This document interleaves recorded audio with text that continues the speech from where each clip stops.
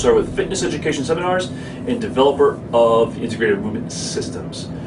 We get a lot of questions about scapular depression, especially for those clients that seem or appear to have an upward levator and upper trapezius overactivation. So they look like they're walking around like this.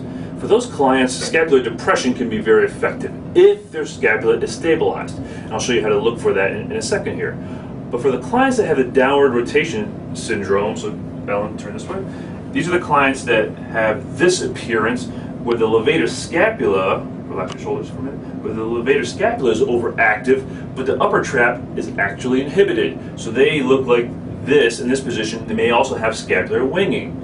If you try to have these clients depress their shoulder blades, here's what happens. Ellen, pull your shoulder blades down and back. As you can see here, you zoom in right here, you can see as she depresses her shoulder blades, she actually gets more scapular wing and more downward rotation, because the pec minor that attaches right here to the front to the coracoid process pulls the scapula down and forward. So as she's depressing her shoulder blades, she gets more pec minor, she gets more lats, pulling her scapula into a downwardly rotated position and overstretching again her upper trap and her lower trap and even the serratus. So it inhibits this activity. That's why we use the wall plank. So go to the wall for me, please. Put your hands up here.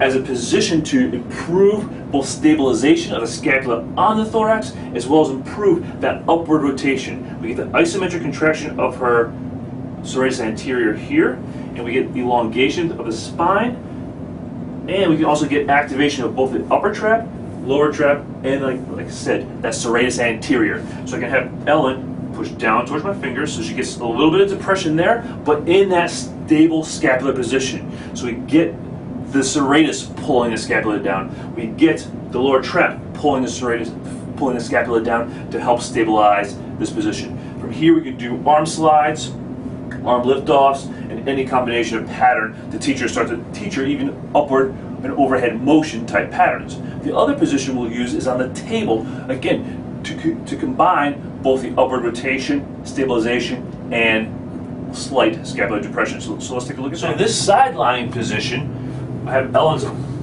bottom arm at 90-90 position. So 90 degrees of elbow bend, 90 degrees of shoulder flexion, abduction. What I have Ellen do is push her elbow down into the table and now bring her hand down, bring my hand here so she activates her serratus to bring the scapula down into my hand. So she gets a little bit of depression, but in that stabilized position and that slightly upwardly rotated position to turn on both the lower trap, the serratus, and give me a little bit of upper trap as well to inhibit the upper rhomboids and inhibit that levator scapula and pec minor that tend to be so overactive. We also get, by nature of this external rotation position, we also get some of the external rotators. So we get the combination of downward slight depression, upward rotation, and turning on those scapular rotator cuff muscles, the glenohumeral rotator cuff muscles, to help stabilize both the glenohumeral joint as well as the scapula on the thorax, which is the key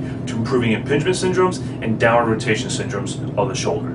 I hope this helped you and helped explain how to get proper depression of the scapula, but with stabilization and upward rotation.